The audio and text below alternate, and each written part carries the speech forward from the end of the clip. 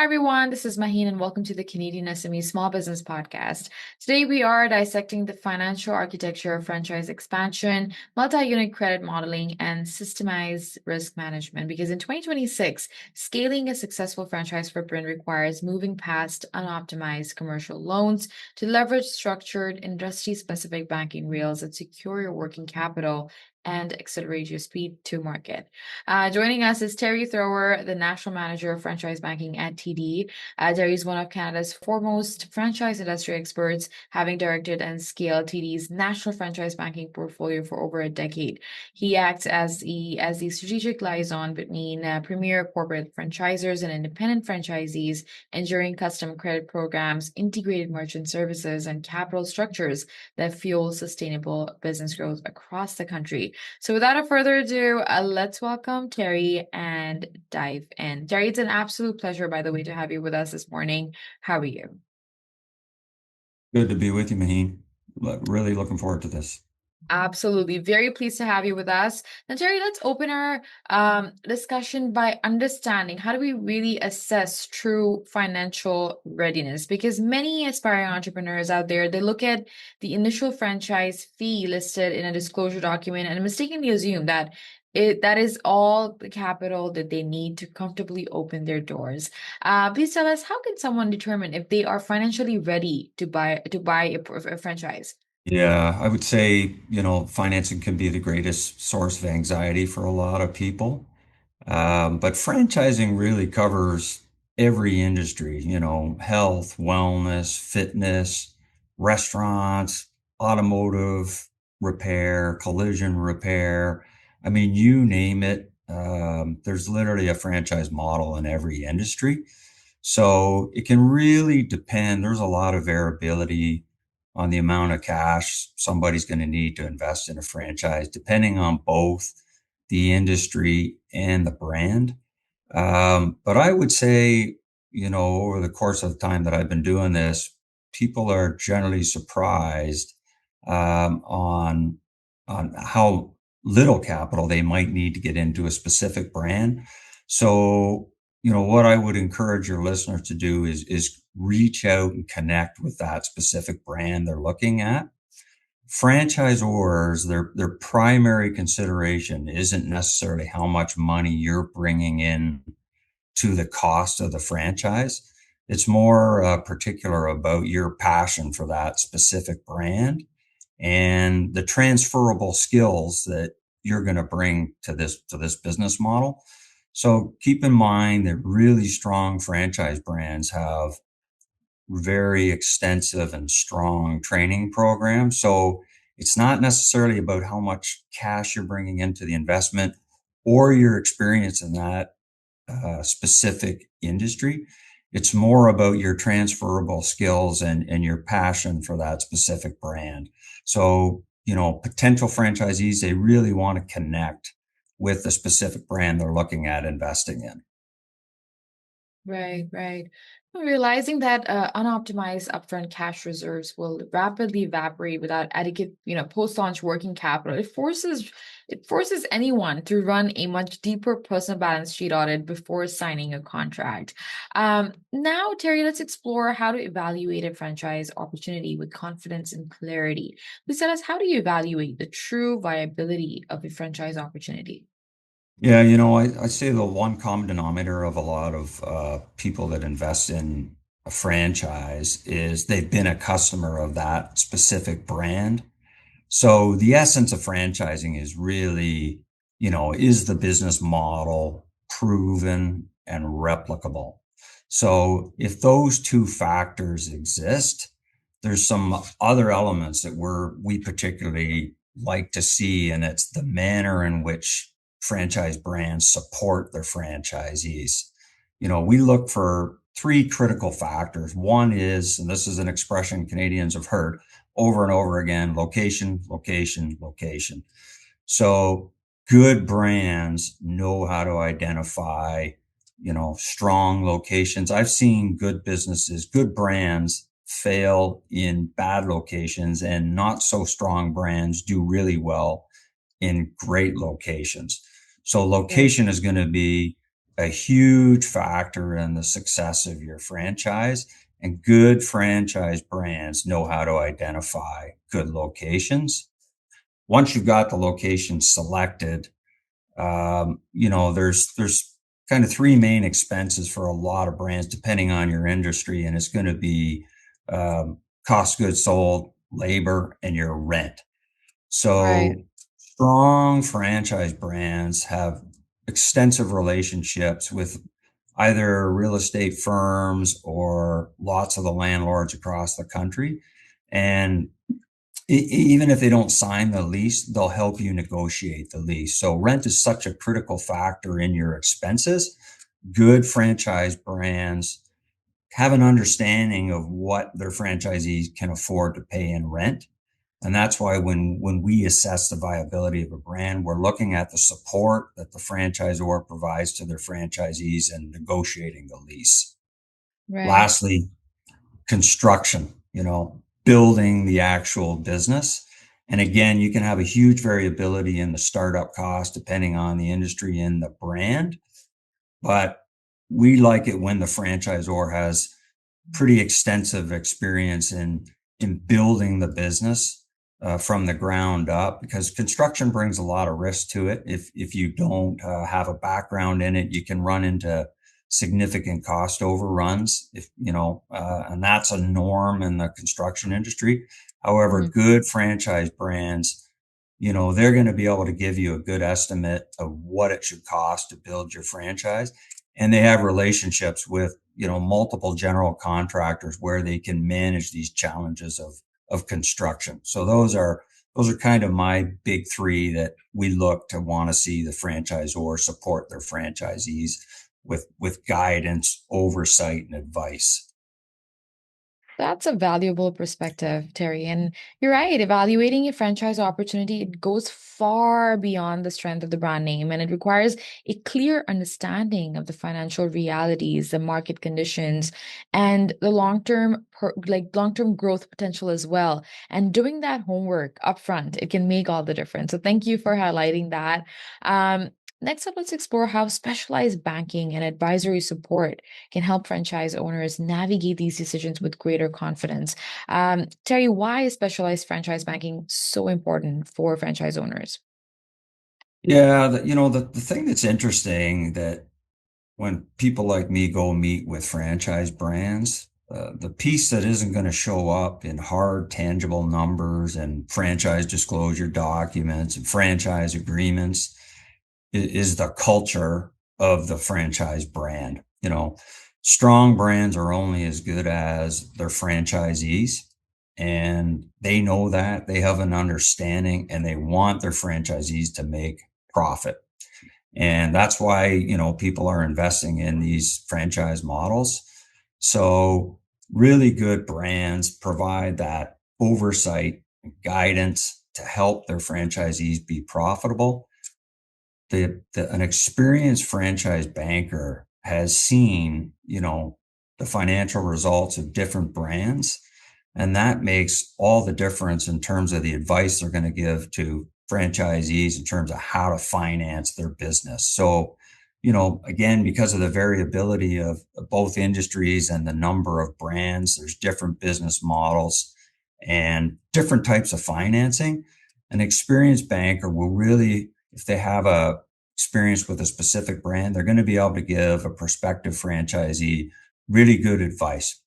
The laws in Canada and in specific provinces, franchisors can't really come out and make representations and warranties as to how much money you're going to make. Mhm. Um, they might be able to provide you with data and some guidance, but it's really up to the franchisee to kind of create their own projections and their own business plan. An experienced banker is going to be able to look at those projections, and the banker can't write your business plan for you, but they'll be able to look at your projections and really, be able to tell if they look reasonable or not, and ask the right questions if there's, anomalies to what they're used to seeing with that specific brand.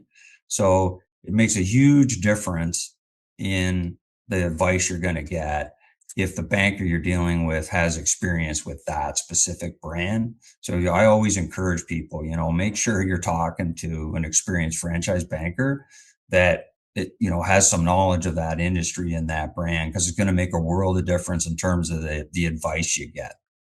Right. That's an important point, Terry. And there's no doubt that having access to professionals who understand the unique dynamics of franchising can help business owners make more informed decisions and really position themselves for sustainable growth. Now, as franchise business grow, their financial needs, they become increasingly complex. Now let's talk about what happens when owners expand beyond a single location. Terry, what financial challenges come with scaling from one franchise location to multiple locations? Yeah. And, we see this a lot, and it only makes perfect sense that when you invest in a brand, if it goes well and you're making healthy profit, you're going to want to get a second location. Mhm. We see this across all industries and across all brands. Um, I would say the biggest challenge for people that are scaling is really just timing. Typically, when you want to get that second location, the lender, the bank's going to want to see that you're obviously cash flow positive in your first location. And normally to do that, a bank's going to want financial statements. So, typically you're going to need, if you don't have your fiscal year end financial statements available yet, you're going to need at least good quality internal reporting. And that sometimes can be a challenge for small businesses, where you don't have a professional preparing your internal financial statements, or you don't have the capability to do it yourself. That's another one of these critical partners, accountants, where the bank just needs to demonstrate that you're cash flow positive, you're generating enough cash flow to service your debt. When you can demonstrate that, the bank's going to be pretty excited about actually helping you grow your business and, giving you the financing for another location. It's really just about the timing and the quality of reporting that you can provide to demonstrate that you're cash flow positive. Growth is exciting, but it also brings new challenges that we just discussed, Terry. And having the right financial systems, processes, and banking relationships in place, it can really help franchise owners scale efficiently while maintaining control of their operations. Now, Yeah, let looking me add ahead, a point to that, because please, you please asked do. about, the importance about franchise banking expertise. The Mhm. other thing that an experienced franchise banker will have is they'll have relationships with, literally hundreds of brands across the country. And so when you need to get information because you want to assist one of your existing franchisee customers, you can pick up the phone, call the franchisor and say, hey, we're looking at an opportunity for one of your existing franchisees. We want to help them as best we can. But we may need their insight, or they also, good franchise brands understand what their franchisees are doing in sales and some of the key performance metrics.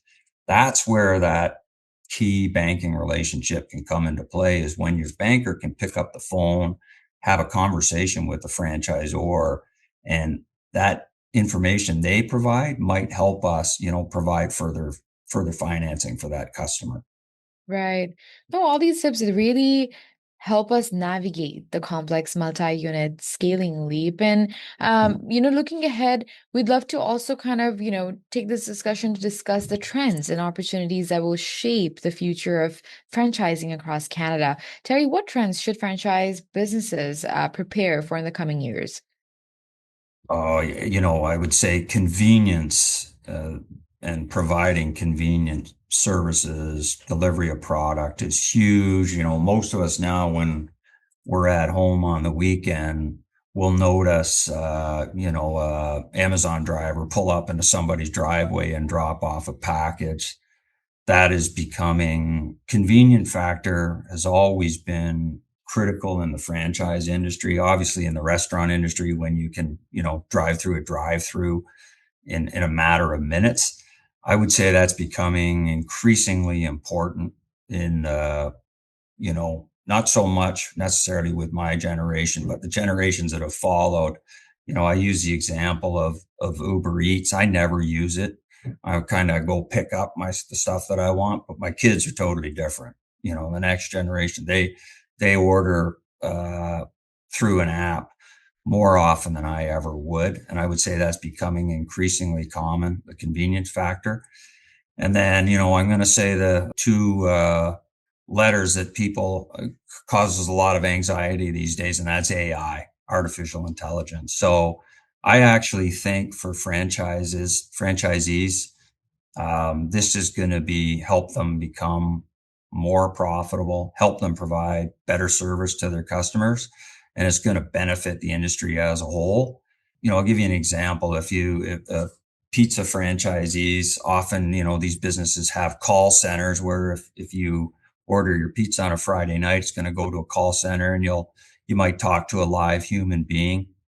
I see down the road that's probably not going to exist where you really artificial intelligence will be able to provide the same service and actually, to the franchisee owner, it'll come at a much lower cost and help drive their profitability.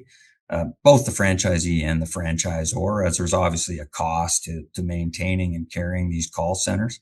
So I think AI is going to be very good for profit for both franchisors and franchisees.